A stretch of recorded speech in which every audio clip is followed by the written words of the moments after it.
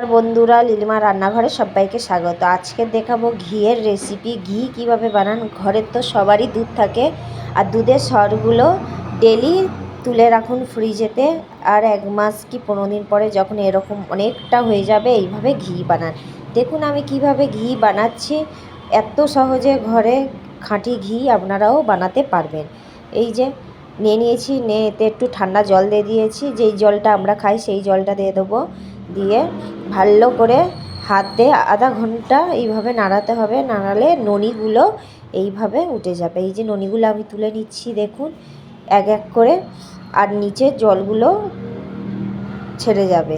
এই যে এতগুলো আমার ননি হয়েছে। এবার আমি ঘি গোলাতে দিয়েছি। দেখুন বন্ধুরা, ঘরে হচ্ছে খাঁটি ঘি হলে আর কিছু চাই না। মার্কেটে তো অনেক কিছু ভেজাল দেয় ঘির মধ্যে। ঘরে এরকম খাঁটি ঘি বানালে কার না ভালো লাগে। বাচ্চারা বড়রা সবাই ডাল ভাতের সাথে এরকমভাবে খেতে পারবে। দেখুন আমার মিনিমাম 500-র মতন ঘি হয়েছে। 1 মাস ধরে আমি রেখে দিয়েছিলাম। আর এইগুলো হচ্ছে একদিন মিষ্টি রেসিপি